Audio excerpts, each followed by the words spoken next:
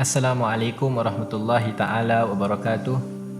Alhamdulillah rabbil alamin. Wabihi nasta'in ala umuri dunia wa din. Salatu wassalamu ala ashrafil anbiya'i wa ajalil mursalin Sayyidina Muhammadin wa ala alihi wa sahbihi ajma'in. Qala rabbi syrah li sadri wa yassir li amri wahlul 'uqdatam min lisani yafqahu qawli wa saddid bihi lisani wahdi qalbi bijahin nabi wa sahbi wal al. Segala puji bagi Allah Subhanahu wa taala yang telah mempertemukan kita di bulan Ramadan, bulan yang sangat mulia, yang di mana bulan inilah Allah Subhanahu wa taala menurunkan Al-Qur'an. Allah Subhanahu wa taala berfirman, "Syahrul Ramadan allazi unzila fihi al-Qur'an hudan lin-nas wa bayyinatin minal huda wal furqan." Di bulan Ramadan inilah Allah Subhanahu wa taala menurunkan Al-Qur'an sebagai petunjuk bagi seluruh umat manusia. Dan alangkah baiknya, alangkah bagusnya di bulan yang mulia ini kita lebih mengenal sosok Nabi besar Muhammad sallallahu alaihi wasallam. Kita lebih mendekatkan diri kita kepada Nabi sallallahu alaihi wasallam. Kita akan berbicara sekelumit tentang perjalanan sirah Nabi sallallahu alaihi wasallam. Al-Habib Ali bin Muhammad Al-Habsyi mengatakan, "Wa bi arfi dzikrihi tatayyabatil majalis wal mahafil." Setiap majlis yang disebutkan dalamnya nama Nabi besar Muhammad sallallahu alaihi wasallam, majlis tersebut akan menjadi agung, majlis tersebut akan menjadi mulia, majlis tersebut akan menjadi luhur. Dan alhamdulillah Allah Subhanahu wa taala telah menganugerahkan kepada kita Rasulullah sallallahu alaihi wasallam. Al-Imam Al-Haddad menyebutkan dalam kitab dewannya At-Ta'iyah Al-Kubra, tatkala Al-Imam Al-Haddad menceritakan tentang keistimewaan mukjizat para anbiya, mukjizat Nabi Ibrahim, mukjizat Nabi Musa, mukjizat Nabi Isa, mukjizat Nabi Nuh. Kan tetapi tatkala Imam Al-Haddad menceritakan tentang Nabi besar Muhammad sallallahu alaihi wasallam, laqad jama'al asrar wal amra kullahu li Muhammadinil mab'uthi lil khalqir rahmah. Bihi khatamallahu an-nubuwata wa btada falillahi min khatmin bihi wa bidayati wa inna rasulallahi min ghairi miryatin imamun alal itlaqi fi kulli hadrati wajihun ladai rahman fi kulli mautinin wa sadru suduril arifin al a'immati. Tatkala Imam Al-Haddad menceritakan tentang mukjizat keistimewaan para anbiya, kan tetapi semua keistimewaan tersebut, semua mukjizat tersebut disatukan kepada Nabi besar Muhammad sallallahu alaihi wasallam, diberikan kepada Nabi besar Muhammad sallallahu alaihi wasallam, baik pun dalam keindahan akhlak, keindahan fisik, bahkan keindahan hubungan dengan Allah Subhanahu wa taala. Al-Imam Al-Habib Ali bin Muhammad Al-Habsyi mengatakan, "Wa ma min khalqin fil bariyati mahmud illa wa huwa mutalaggan an zainil wujud." Semua makhluk yang mulia di muka bumi ini semuanya itu berasal daripada Nabi besar Muhammad sallallahu alaihi wasallam.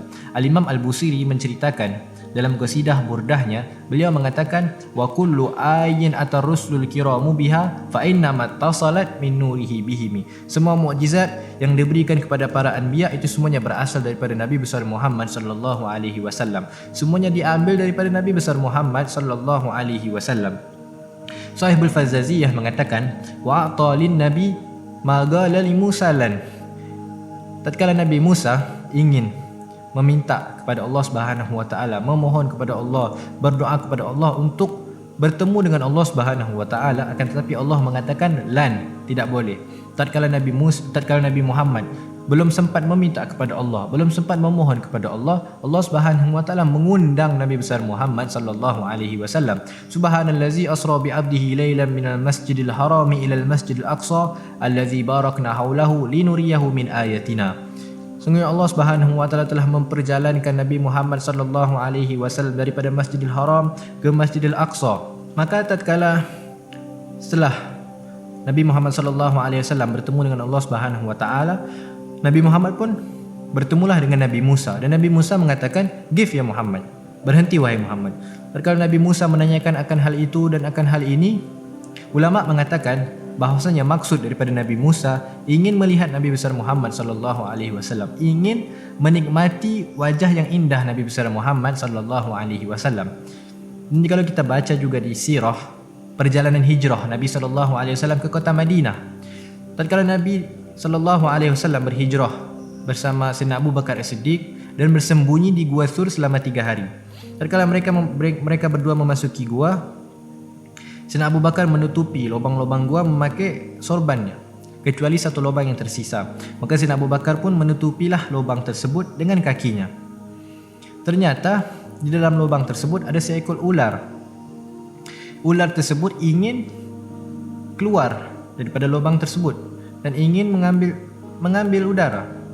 Maka tatkala dia melihat kakinya Sayyidina Abu Bakar As-Siddiq menutupi lubang tersebut, dia pun menggigitlah kaki Sayyidina Abu Bakar As-Siddiq.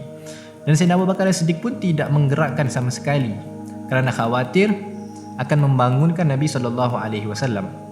Maka tidak lama dari situ Nabi SAW pun tersadar daripada tidurnya kerana tetesan air mata Abu Bakar As-Siddiq yang terkena pipinya Nabi SAW. Maka Nabi pun bertanya kepada Sayyidina Abu Bakar, "Wahai Abu Bakar, mengapakah engkau?" Maka Sayyidina Abu Bakar pun menjawab, "Ya Rasulullah, sungguhnya kakiku ini digigit oleh ular." Maka ular tersebut pun dikeluarkanlah daripada lubang tersebut. Al-Habib Umar menjelaskan bahawasanya ular tersebut mengapa seakan-akan dia ingin mengganggu proses perjalanan Nabi SAW ke kota Madinah. Al-Habib Umar menjelaskan di sini bahawasanya ular tersebut kedatangan tamu di rumahnya. Dia ingin melihat wajah indah Nabi besar Muhammad SAW. Dia ingin melihat, dia ingin menikmati keindahan wajah Nabi besar Muhammad SAW. Al-Habib Ali bin Muhammad Al-Habsyi mengatakan, "Tatanazzahul uyun fi hadaiki mahasini jamalih, fala tajidu makhluqan fil wujudi ala mithalih."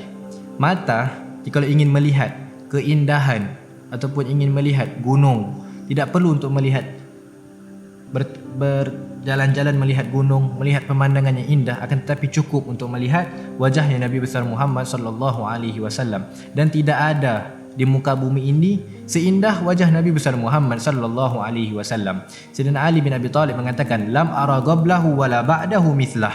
Aku tidak pernah melihat sebelum Nabi Muhammad, setelah Nabi Muhammad, wajahnya indah seperti Nabi Muhammad SAW. Al-Habib Ali bin Muhammad Al-Habsyi mengatakan, "Fahuwa sallallahu alaihi wasallam kanzul mutalsam alladhi la ya'ti ala fathi babi awsafihi miftah wal badrut tim alladhi ya'khudhul albab idza takhayyalathu aw sanahu lahalah." Nabi Muhammad sallallahu alaihi wasallam itu bagaikan harta karun yang dalam peti pusaka yang ditutupi, bahkan kuncinya saja belum ketemu. Kerana tidak ada yang mengetahui hakikat Nabi besar Muhammad sallallahu alaihi wasallam kecuali Allah Subhanahu wa taala. Walhasil tidak ada yang mengetahui. Diceritakan juga tatkala Sayyidina Ali dan Sayyidina Umar bertemu dengan Sayyidina Uwais Al-Qarni dan terjadilah di antara mereka dialog syahdu, dan Sayyidina Uwais pun mengatakan, "Ma araftu ma min Rasulillahi illa dhil." Sungguhnya Sayyidina Ali dan Sayyidina Umar, memang benar kalian sudah lama duduk dengan Nabi SAW, akan tetapi kalian tidak mengenal Nabi SAW kecuali itu semua hanya bayangan. Wallahi la malak mugarrar wala nabiyyu mursal yang mengetahui hakikat Nabi besar Muhammad SAW kecuali Allah Subhanahu wa taala.